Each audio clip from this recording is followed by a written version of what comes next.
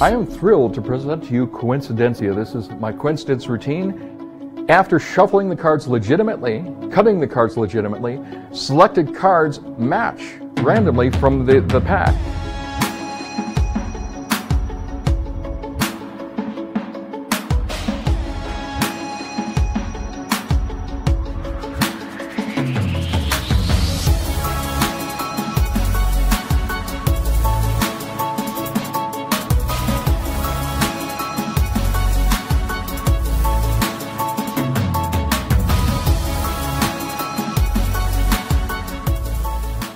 You know there's an absolute danger when you play cards with Joshua. Did you know this? I asked him to play a game of cut the high card. He didn't take chances. It's a terrible thing. However, it did actually provide a benefit for me. I found a magic effect that I can do with a deck of cards that have been cut in half. And we're going to start by shuffling the deck up so that you know there's not any particular order. I'm not particularly great at shuffling, but at least it shows us that we're starting honest. So if you'd be so kind, I'd like you to take out any card you'd like from the deck, but don't look at it, just slide it off to the side. Any one. Why that one? You like that one? Fair enough. And normally I'd have another audience member selected, but since you're so convenient and so kind, I'd like you to touch any other card. That one there? This one's better.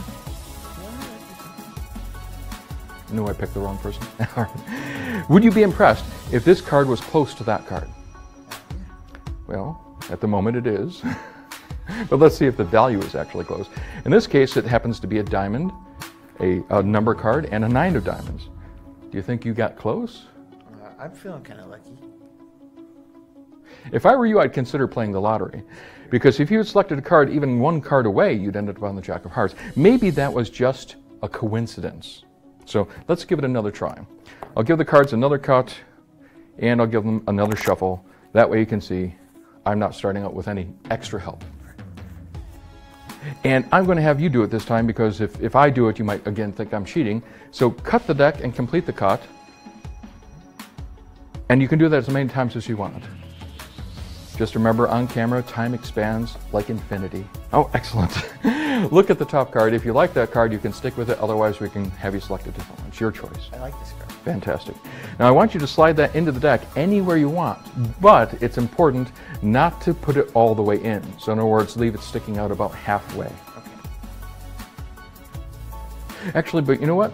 To make it clearer, I'm going to place that face up because if it's face down, it might get lost amongst the other cards. Okay. Now you cut the cards, not in a particular place.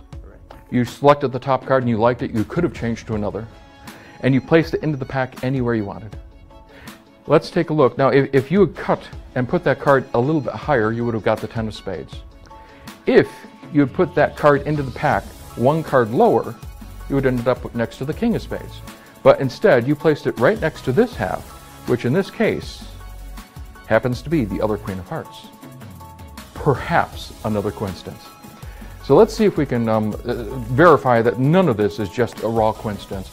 Let's give the pack one more cut and yet one more shuffle. And this time I'm going to deal the cards out in the order that fate has decided to put them in, because I don't have control of the cards. This is something that fate or chance, whatever you'd like to call it, has left us with. So I'm going to deal the cards down one by one, but into two piles. And you can see I'm not changing the order, so this is exactly as fate or chance has decided. Fair? Fair. We also need to have a card selected. So instead of me going through or having you cut cards, I want you to get a card that you really like. So I will spread them all out. You can take it out. Okay. Okay. If you'd like, you can change it for any of the other cards. It's your choice. No, I'm good. Good.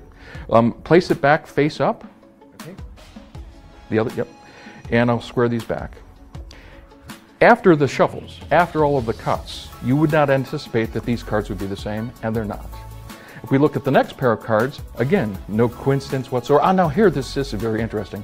Kings are very close to aces, especially if you're playing in blackjack. You'd rather have like something like this. They're both spades. Now that is a coincidence. We look. Now look, another set of spades, but not the same value. They're a little bit farther apart, so less of a coincidence.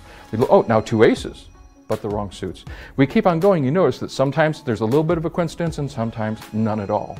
But you ended up selecting the King of Hearts. You didn't want any of the other cards. And after all of the shuffles, wouldn't it be really odd that if the king of hearts with the other half of the other shuffle deck matched?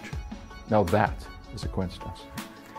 Now I realize that after doing this, it looks like coincidences are just happening everywhere. It could also be that this is magic. If it was magic, I wouldn't have to worry about coincidence. I'd just make it work.